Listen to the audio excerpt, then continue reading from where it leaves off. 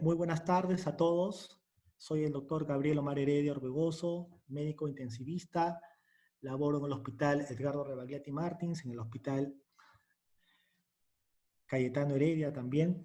El día de hoy vamos a hablar sobre las manifestaciones neurológicas que esta pandemia que actualmente estamos cursando, el COVID-19, nos ha dejado. Agradecer a Héctor Ramos por la invitación a este gran evento. Sé que han tenido mucha acogida, hay más de 12.000 inscritos. Y bueno, conmigo vamos a cerrar el temario, el curso de charlas que se han estado dictando a lo largo de todos estos días.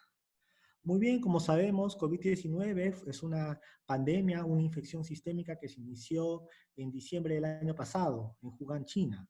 Y como bien sabemos, COVID-19 no solamente es una infección que provoca insuficiencia respiratoria, ya sea por neumonía severa o neumonía severa asociado a ARDS, sino que COVID-19, por ejemplo, a diferencia de la epidemia, de la pandemia de influenza AH1N1 que inició en el 2009, provoca una verdadera sepsis acompañada de disfunción multiorgánica. COVID-19 no solamente va a provocar neumonía leve, moderada o severa asociada a ARDS, sino va a provocar una señora sepsis donde hay compromiso cardíaco, compromiso renal, compromiso hepático, compromiso hematológico. Y como es de esperarse, el sistema nervioso, tanto central como periférico, no están ajenos, no están exentos del daño que provoca el coronavirus, el COVID-19. Bueno, esta es la ciudad de Wuhan, en China, una hermosa ciudad, enorme, y este es el primer artículo, el primer reporte que se dio sobre las manifestaciones neurológicas del COVID-19. Este es el primer reporte hecho en la misma ciudad donde inicia la pandemia, y se publicó este año en el JAMA Neurology en el abril del 2020. Este es un estudio retrospectivo, obviamente, observacional, de serie de casos que se da entre pacientes que se hospitalizaron entre enero del 2020 y febrero del 2020. Se realizó en 3 hospitales de la Universidad de Ciencia y Tecnología de Wuhan, en China, y tuvo a 214 pacientes estudiados, todos ellos con diagnósticos confirmados por PCR de infección por COVID-19. Como podemos ver, este estudio, como les dije, tuvo un total de 214 personas, pacientes con COVID-19, de los cuales el 88 fueron casos no severos y 88 fueron casos severos y 126 fueron casos no severos. Y como podemos ver, la hipertensión arterial fue la comorbilidad o el factor de riesgo de lejos más importante entre los que desarrollaron enfermedad no severa y de los que desarrollaron la enfermedad grave. Los síntomas típicos de estos pacientes fueron fiebre, tos y anorexia, en todos ellos. Pero vimos que estos síntomas típicos estuvieron mayormente presentes en los pacientes que desarrollaron enfermedad leve que en los que desarrollaron la enfermedad grave. Lo que nos interesa, el motivo de charla, ¿qué porcentaje de pacientes con COVID-19 desarrollaron manifestaciones neurológicas? Y como podemos ver, un 36,4%, la tercera parte de los pacientes con COVID desarrollaron enfermedad neurológica. Específicamente, síntomas del sistema nervioso central, un 25%, sistema nervioso periférico, un 9%, e injuria musculoesquelética, un 11%. ¿Cuáles fueron los síntomas y signos más frecuentes que afectaban al sistema nervioso central? Como podemos observar en esta lámina, la debilidad y el dolor de cabeza fueron los síntomas más frecuentes en los pacientes con manifestaciones neurológicas del sistema nervioso central. Y el deterioro del nivel de conciencia fue el signo más frecuente en los pacientes que presentaban enfermedad grave con respecto a los que no tenían enfermedad grave o tenían enfermedad leve. El stroke estuvo presente apenas solamente en el 2,8% de los casos. Solamente se presentaron 6 strokes en esta serie estudiada de 214 pacientes. De estos 6 strokes que se presentaron, 5 strokes se presentaron en pacientes que desarrollaron enfermedad grave y solamente uno en el que presentó enfermedad leve. Y de estos 6 strokes, solamente uno fue hemorrágico, 5 fueron isquémicos. De los síntomas y signos del sistema nervioso central, las alteraciones del gusto, el olfato y la visión fueron los síntomas más frecuentes, ¿no? Se reportó mucho lo que es augeusia, anosmia en estos pacientes. Injuria musculoesquelética representado por niveles de CPK incrementado en un 11%, 23 pacientes de los 214 pacientes que presentaron síntomas. Bueno, con respecto al stroke, como les había dicho, regresando acá a la lámina, solamente un 2,8%, un 3% presentaron stroke de los pacientes con infección por COVID. Aquí podemos ver 6 strokes, 5 isquémicos en el grupo de los casos severos y 1 hemorrágico. Y en el caso de los no severos, uno isquémico. ¿A qué puede ser debido esto? Como ustedes ya saben, hay muchos reportes que COVID, como toda sepsis en realidad, yo quiero decir que esto no es ninguna novedad. Los pacientes con sepsis es bien sabido que hay una relación íntima entre sepsis y coagulación. Y los pacientes tienden a tener un estado protrombótico, solamente que en COVID-19 se ha visto que este estado protrombótico está manifestado mucho más de lo habitual, pero lo que normalmente en sepsis se describe son estados protrombóticos, y en el caso de COVID no es la excepción. Como yo les dije al inicio de la charla, COVID no solamente se caracteriza por una simple insuficiencia respiratoria, sino que la afectación es multiorgánica. Entonces estamos hablando, por definición, la última definición de sepsis, 2 o más disfunciones orgánicas, estamos hablando de lo que es sepsis. Se ha visto que SARS-1, ¿no? La epidemia de hace unos años, primo hermano del COVID, provocaba stroke tanto isquémico como hemorrágico. Esto se está repitiendo, no sabemos todavía cuál es la proporción, la real dimensión por la cual se provoca el número total de strokes que se provocan en infección por COVID-19, pero en esta primera serie publicada en el seno de la enfermedad, en el mismo Wuhan, es 2,8%, 3% de strokes y en su mayoría son más del 90% son de índole isquémico, ¿no? Debido al estado protrombótico que estos pacientes tienen. Cuando fuimos a ver en los hallazgos de laboratorio si podría haber algún marcador que nos haga pensar qué es lo que en qué pacientes podríamos detectar que tendría mayores manifestaciones neurológicas que los que no, podemos ver pues que definitivamente las cifras de plaquetas estuvieron más disminuidas en los pacientes que tuvieron sintomatología del sistema nervioso central que en los que no presentaron sintomatología del sistema nervioso central. El dímero D contra lo que podríamos predecir o esperar que esté mucho más elevado en los que tenían síntomas, no fue estadísticamente significativo, no hubieron mayores variaciones entre los que tuvieron sintomatología del sistema nervioso central y no. De todos los hallazgos de laboratorio, el único que salió estadísticamente significativo, que podríamos esperar que el paciente tenga manifestaciones del sistema nervioso central, fue el consumo de plaquetas, ¿no? Que el conteo de plaquetas esté en el límite inferior, como en esta lámina lo podemos ver. Por ejemplo, aquí tenemos en esta imagen, podemos tener acá un infarto, una hipodensidad aquí localizada a nivel parietal del lado derecho en un paciente con una tomografía típica en patrón de vidrio deslustrado por infección por COVID-19. Es más, de estos 6 pacientes, en uno de ellos, el stroke fue la manifestación inicial de la enfermedad. Como yo les dije, el stroke estuvo más presente en los pacientes con enfermedad grave que en los pacientes con no enfermedad grave, y como también les dije, los síntomas típicos de fiebre, tos, anorexia, no se presentan tanto en las enfermedades graves y están más preponderantemente presentes en enfermedades leves, ¿no? En este caso, como les digo, de los 6 pacientes que presentaron stroke, en uno de ellos fue la manifestación inicial, como el COVID se presentó, ¿no? Debutó con stroke. De esa manera fue detectado. Ahora, ¿cuál sería la fisiopatología o cuál sería la explicación por cuál los pacientes con COVID-19 pueden tener manifestaciones neurológicas? En enero de 2019 se reconoció que el receptor para SARS-CoV-2 era el mismo que para SARS-CoV-1, que era el ACE2, que era el receptor para la enzima convertidora de angiotensina 2, ¿no? Entonces, este es un estudio donde podemos ver que aproximadamente menos del 1% de las células pulmonares expresan estos receptores.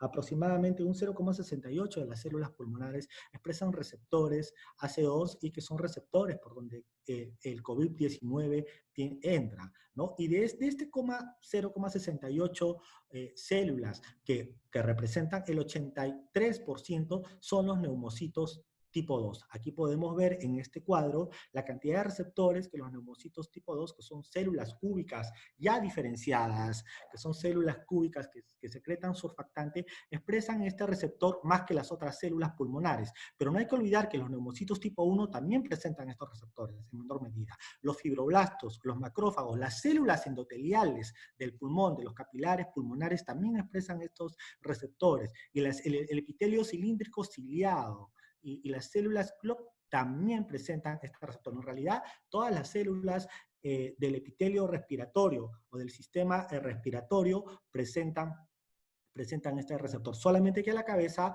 lo expresan, como podemos ver, lo que es el neumocito tipo 2. Este es un estudio hecho en pacientes que eran donantes para trasplante pulmonar y el número de células que expresaban los receptores pueden haber aquí en promedio entre 5.000 y 7.000 células en el sistema respiratorio que expresaban estos receptores. Entonces, se sabe hoy en día que al igual que SARS-CoV-1, SARS-CoV-2, la puerta de ingreso es a través de las células que expresan estos receptores. Como les había dicho, estos receptores, si bien es cierto, no son exclusivos del neumocito tipo 2, se encuentran en neumocitos tipo 1, fibroblastos, macrófagos, células endoteliales del pulmón, células cilíndricas ciliadas que revisten el epitelio respiratorio. Estos receptores se encuentran disgregados o repartidos en toda la economía del organismo humano. Y el cerebro no es la excepción.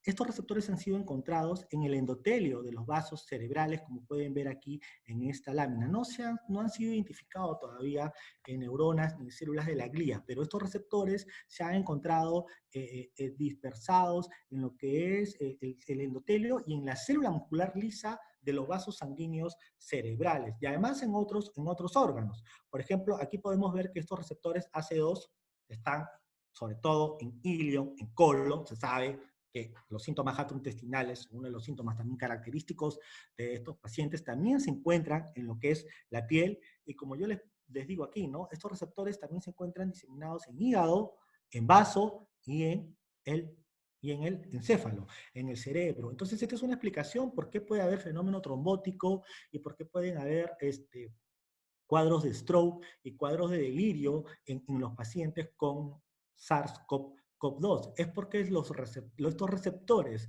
los AC2, los receptores ECA2, están dispersos en todo el organismo, y esto explica pues la sintomatología sistémica que el SARS-CoV-2 puede tener, no solamente sintomatología respiratoria, sintomatología gastrointestinal, hacen insuficiencia renal. Los receptores también se han encontrado aquí, pueden ver, ¿no? En tejido renal, en hígado y en el encéfalo, ¿no? En realidad, donde estén estos receptores presentes es donde SARS va a provocar daño, donde SARS-CoV-2 va a provocar daño y va a provocar sintomatología. Esta es una serie de casos, de 3 casos reportados en New England también en este mes, en el mes de abril, de 3 casos de pacientes que tuvieron coagulopatía y se hizo el diagnóstico de síndrome antifosfolipídico, ¿no? Estos son 3 pacientes que presentaron falla respiratoria. Los 3 tenían historia de hipertensión arterial, los 3 tenían enfermedad crítica, ¿no? Los 3 tenían enfermedad crítica, tenían alteraciones características en vidrio delustrado en ambos pulmones, y como yo les decía, los 3 tuvieron cifras de plaquetas bajas, ¿no? También se encontró en ellos que la cifra de linfocitos era baja. El dímero D solamente fue muy elevado en uno de ellos, en los otros 2 el dímero D no estuvo muy elevado, y los 3 realizaron múltiples infartos cerebrales en regiones frontales, bilaterales y biparietal, ¿no? Y en ellos se encontró anticuerpos anticardiolipina, tanto IgA como IgB. Si bien es cierto que la presencia de estas proteínas en sangre nos hacen el diagnóstico del síndrome fosfolípido, hay que recordar que estas proteínas en sangre, estos anticuerpos, no son patognomónicas del síndrome antifosfolipídico y pueden estar presentes en pacientes críticos. Hemos visto estos anticuerpos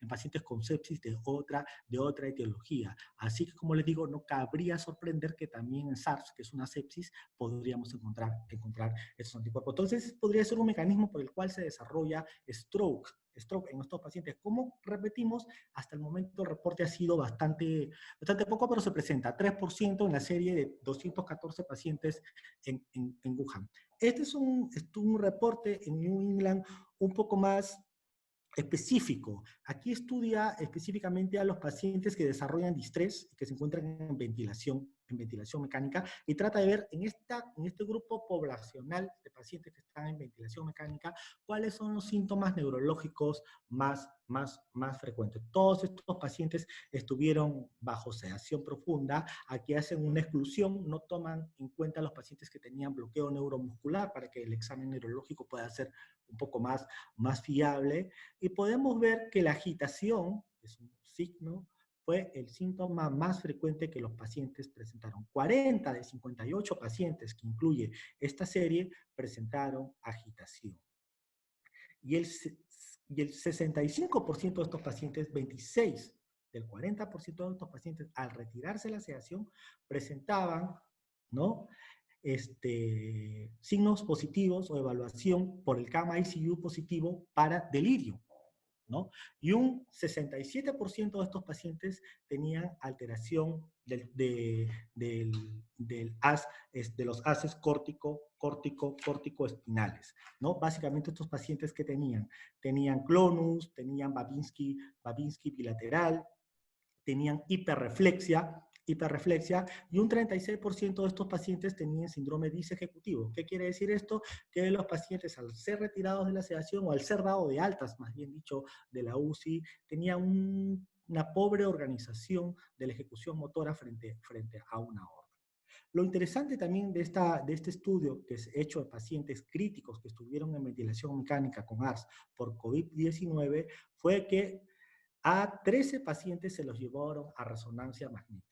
De estos 13 pacientes que fueron llevados a resonancia magnética, un 62%, 8 tuvieron un reforzamiento leptomeningio, ¿no? Tuvieron un incremento leptomeningio, lo cual nos podría hacer pensar pues, que hay una verdadera meningitis en ellos. Y esto es bastante importante, esto me llamó bastante la atención. A 11 de estos 13 pacientes que fueron llevados a resonancia magnética se los sometió a difusión, y se vio que hubo hipoperfusión, disminución de la perfusión en lo que es el territorio frontal. El 100% de los pacientes que fueron sometidos a exámenes de perfusión tuvieron anormalidades de la perfusión, sobre todo en regiones frontales. Y otra vez, solamente en 3 de 13 pacientes, un 23% del grupo de pacientes críticos tuvieron stroke. Con respecto al análisis del líquido cefalorraquídeo en este grupo de pacientes críticos en ventilación mecánica, lo más llamativo es que en ninguno, solamente se realizó la punción lumbar en 7 pacientes, en ninguno de ellos se pudo aislar la molécula, el ARN del COVID-19, ¿no? No hubo pleocitosis tampoco en ellos, lo cual va un poco en contra de meningoencefalitis, aunque en la meningitis viral, pues la pleocitosis no es la principal característica, pero tampoco se llegó a aislar el ARN en ellos, ¿no? Los niveles de albúmina fueron bajos, y hubo una elevación de la IgG en el líquido cefalorraquídeo solamente en un paciente. Todos estos hallazgos fueron bastante importantes. Si bien el número de pacientes críticos que fueron sometidos a punción lumbar fueron muy pobres, fue 7, no en ninguno de ellos se pudo demostrar que hubo una verdadera meningitis o una verdadera encefalitis. Sin embargo, este hallazgo por resonancia magnética, donde hay incremento leptomeningio en resonancia, uno podría pensar que es lo contrario, ¿no? 8 de 13 pacientes que fueron sometidos a resonancia se encontró incremento y reforzamiento leptomeningio. Finalmente, ante la escasez de información que hay sobre hallazgos neurológicos en pacientes con COVID-19, es algo que se va a ir reportando conforme esto vaya publicándose. Tenemos pocos meses de pandemia, aquí en Latinoamérica, estamos en el segundo mes. Este es un trabajo que estamos haciendo en la unidad de cuidados intensivos donde trabajo, donde laboro, en la UCI El Celín, la UCI 3 del Hospital Nacional Edgardo Rebagliati, donde al momento he logrado estudiar a 8 pacientes, todos con diagnósticos de COVID-19 por PCR, todos excepto uno. Hay uno que tiene diagnóstico por prueba rápida, los otros 7 tienen diagnóstico por PCR, por prueba molecular. 7 son varones, uno de ellos es mujer, y las edades van entre 50 y 66 años, ¿no? 68 años el que tiene la edad máxima. Todos ellos son pacientes que están ventilados mecánicamente. Y la verdad, les soy sincero, tenemos bastante dificultad para llevarlos a tomografía. Hay mucho temor que el tomógrafo se contamine. Se prioriza la tomografía de tórax, es mucho más difícil obtener una tomografía de encéfalo en algunos de ellos. Resonancia es casi imposible poder estudiarlos y por el estado en el que están de bloqueo neuromuscular, el traslado a veces en ellos es bastante riesgoso por el temor a desconexión durante el traslado y contaminación del personal que lo está trasladando. Entonces, lo que tratamos de hacer fue estudiarlos de manera no invasiva. Y a estos pacientes que están ventilados mecánicamente le hemos empezado a hacer Doppler transcranial y diámetro de la vaina de nervio óptico. Y los hallazgos que hemos obtenido han sido más que interesantes. Por ejemplo, ustedes pueden fijarse en esta columna que todos los pacientes al momento del estudio estuvieron hemodinámicamente estables, tuvieron una buena presión arterial media. El paciente que tuvo la presión arterial media más baja fue el paciente número 6 con 67 milímetros de mercurio. Después todos tuvieron muy buena presión arterial media. Los que tenían vasoactivos en muy baja dosis. Casi todos, como pueden observar, con excepción de 2, tenían hipercapnia. Estos pacientes son sometidos a ventilación mecánica protectiva y una de las estrategias de ventilación es ventilar con volúmenes tidales bajos, siempre y cuando el pH no esté muy acidótico, ¿no? Tratamos de mantener un pH por arriba, alrededor de 7.2. Todos estaban normoxémicos en este momento. En algunos había fiebre, anemia en otros. Y los hallazgos que encontramos por Doppler, por ejemplo, vamos a centrarnos en los 3 primeros pacientes, 1, 2 y 3, fue que los pacientes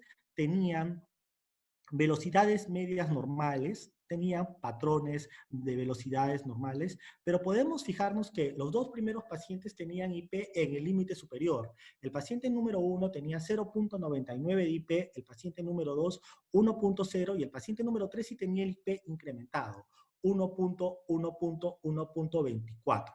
1.24 con onda patológica. Sin embargo, los 2 primeros pacientes tuvieron IP normal. Pero ¿cuál es el detalle acá? Como ustedes saben, el índice de pulsatilidad que se encuentra por el Doppler, lo que nos va a hablar básicamente de lo que es la resistencia vascular cerebral. Nos va a hablar de cuál es el tono de la arteriola. Y para los cuales no están familiarizados con los valores de IP, los límites normalmente van entre 0.6 y 1.0 a 1.1, 0.7 a 1.1, de acuerdo al centro donde se trabaje, ¿no? Pero aquí lo que nos llamó la atención es que los 2 primeros tenían IP en el límite superior, pero lo más importante es que ellos tenían hipercapnia. Si bien en el ETCO2, en el monitor, figuraban con valores normales de ETCO2, podemos ver que el CO2 de estos pacientes estaba incrementado. Y la hipercapnia lo que provoca es vasodilatación de la arteriola. Por lo tanto, si usted tiene una hipercapnia, los valores de IP normalmente van a estar bajos.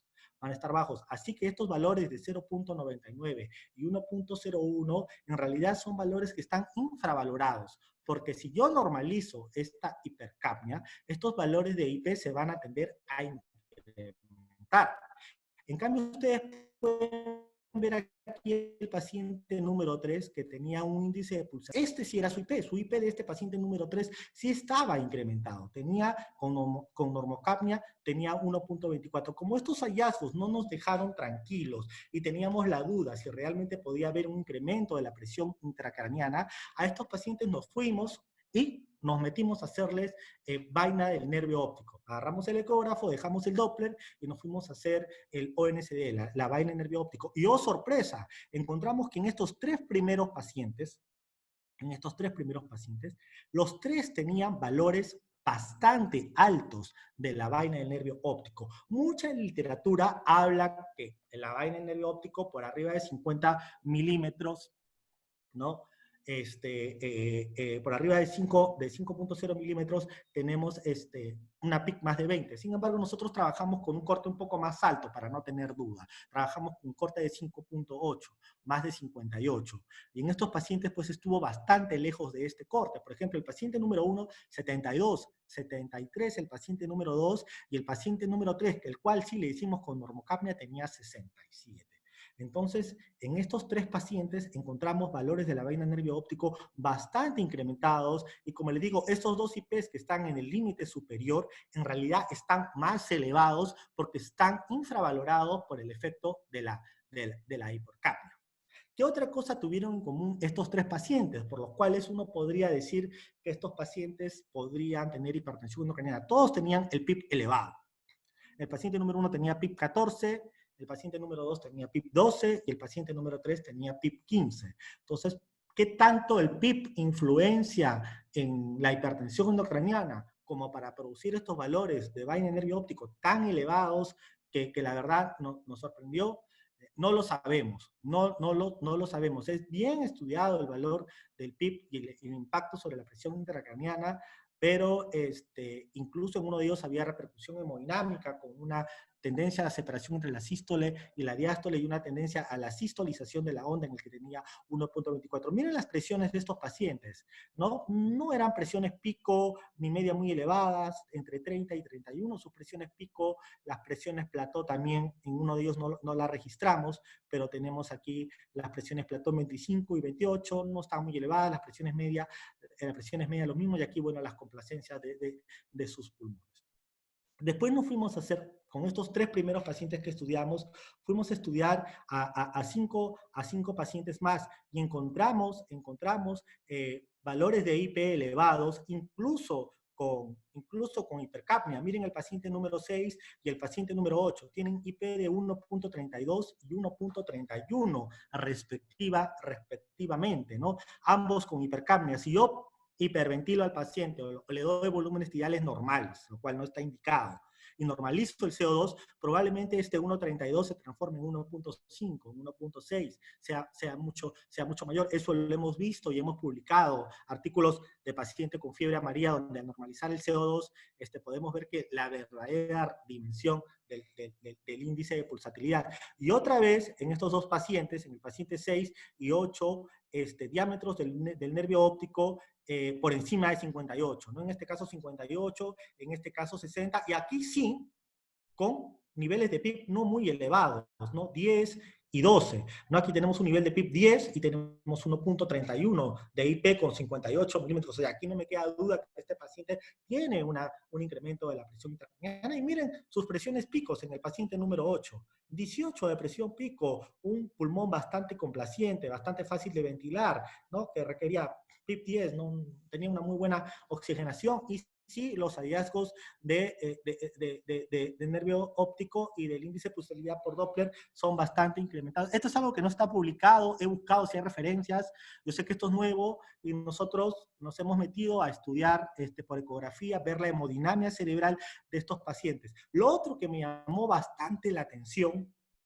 nosotros hemos seguido a muchos pacientes con meningitis por neumococo y los hallazgos que siempre hemos encontrado en meningoencefalitis han sido hallazgos de hiperemia, es decir, de velocidades medias bastante incrementadas por encima de 120 centímetros por segundo. Acá no hemos encontrado hiperemia en ninguno de los 8 pacientes. Como pueden encontrar ustedes aquí, las velocidades están normales. Incluso en uno de ellos, en el paciente número 8, que tenía 1.31 de índice de pulsatilidad, las velocidades medias están disminuidas. Hay patrón, aquí en el paciente número 8, hay un patrón de hipoperfusión típico, ¿no? Con velocidades medias bajas, IP incrementado y vaina de nervio óptico incrementada. Y nos hace recordar a los hallazgos que describieron en el artículo francés de New England. Voy a retroceder al artículo francés, donde en los pacientes que fueron sometidos a estudios de perfusión, el 100% de los pacientes tenían hipoperfusión frontal y temporal. Aquí nosotros estudiamos básicamente lo que fue la región temporal a través de la insonación de la arteria cerebral media. En uno de estos pacientes hemos estudiado también la arteria cerebral anterior y hemos tenido velocidades disminuidas con patrones de hipoperfusión. Entonces, estos hallazgos que nosotros hemos encontrado acá un poco se corroboran con los hallazgos que los franceses reportan en New England, donde tienen el 100% de pacientes de la perfusión. Aquí donde dice anormalidades de la perfusión cerebral, si ustedes revisan el artículo, lo leen, se refieren a hipoperfusión. Muy bien. Entonces, una de las conclusiones, si bien es cierto, todavía tenemos 8 pacientes estudiados, esperemos llegar por lo menos a unos 20.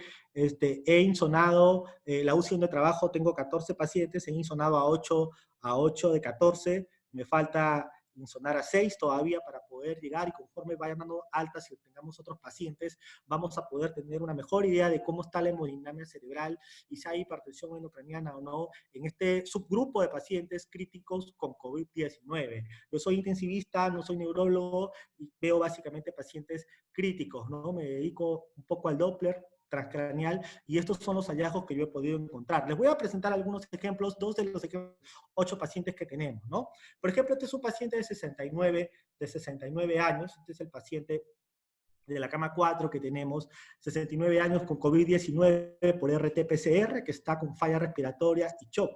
El PCO2 en la gasometría 56, y como ustedes pueden ver aquí, tiene un PIB 12, presión pico 34, plató 25, media 18, compliance 42, con noradrena bajas dosis, 0,14 microgramos por kilo peso minuto. Miren el Doppler, miren esta onda, ¿no? Velocidad sistólica pico diastólica 35, velocidad media 61, pero con un IP 1.31, ¿no? Con una tendencia a la separación entre sístole y diástole, no una onda normal, es una onda patológica, el IP está incrementado, y como les repito, esto es bajo efecto de la hipercapnia. Mire, el ETCO2 49 y el CO2 en el AGA de 56 milímetros de mercurio. Probablemente si yo le incremento el volumen minuto a este paciente y le normalizo el PCO2, este IP de 1.32 sea mayor. ¿Por qué? La hipercapnia vasodilata el vaso y por lo tanto hace que el IP tienda a disminuir. Le hicimos la vaina del nervio óptico, 60 centímetros, ¿no? 0.60 centímetros, ¿no? Más de 6 milímetros, ¿no? Una muy buena ventana de la vaina del nervio óptico, ¿no? El Doppler se hizo con una presión aceptable, 67, 67, 67, 67 de media, ¿no? Y como pueden ver aquí, los parámetros PIB 12, pico 34, presión media de 17, 18, y bueno, la conclusión en este paciente, pues este paciente tiene, por estos valores de diámetro de vaina del nervio óptico, ustedes saben que la vaina del nervio óptico es superior al índice de pulsatilidad en poder predecir si la PIC está más de 20 o no. Yo por esta vaina del nervio óptico puedo con seguridad afirmar que este paciente tiene PIC más de 20. No sé si es por el impacto respiratorio del paciente o por si tiene una patología propia del COVID en el encéfalo, yo no lo puedo asegurar. Solamente los hallazgos que estoy encontrando son estos. La PIC está más de 20 por ONSD, por diámetro de vaina del nervio óptico, y esto sí está teniendo repercusión hemodinámica. Y hay una tendencia a incrementarse el IP y una alteración en la morfología de la onda.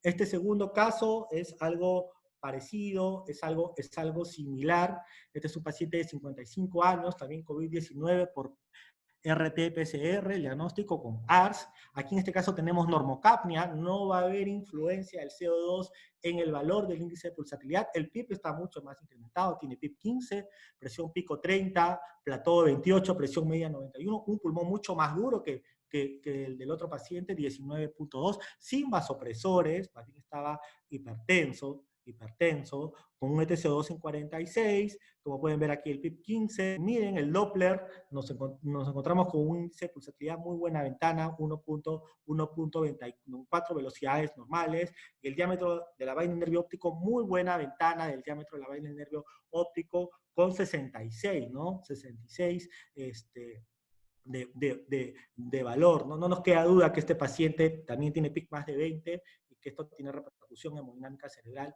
manifestada por la morfología de la onda y por el valor del índice de pulsatilidad. Y en uno de los pacientes, vamos a regresar aquí a la tabla, en el paciente específicamente número 5, podemos observar, miren, velocidad pico sistólica 66, con una PAN de 70, ¿no? Tiene una buena presión arterial media y tiene hipoperfusión, tiene 40 de media con un IP en 0.94. No está incrementado, pero hay hipoperfusión con un SD en 58.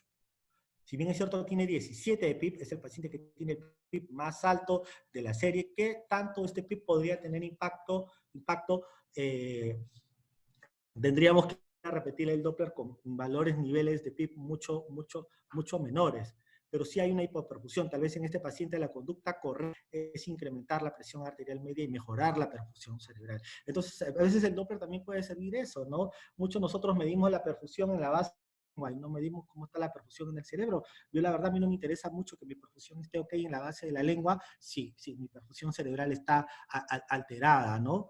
Entonces, este es el trabajo que esperamos publicar muy pronto. Queremos reunir un grupo más de pacientes. Como les digo, las series son escasas. La serie francesa, 58 pacientes que reportan sobre síntomas y síntomas neurológicos, pero de esos 58, solamente a 13 les realizaron resonancia, solamente a 11 les realizaron perfusión cerebral y solamente a 7 les realizaron punción lumbar. El estudio de los chinos es un estudio eminentemente clínico, solamente de 214 pacientes, ninguno tuvo un examen auxiliar, ni siquiera que no sea la tomografía, y tampoco hicieron más estudios. Entonces nosotros hacemos esta propuesta de por lo menos de ver cómo es la hemodinámica cerebral de estos pacientes COVID críticos y cuál es su repercusión en el índice de pulsatilidad, y tratamos de estimar la presión intracraniana a través del diámetro de la vaina del nervio óptico. Espero que estos datos podamos llegar a una conclusión un poco más fuerte en la medida que tengamos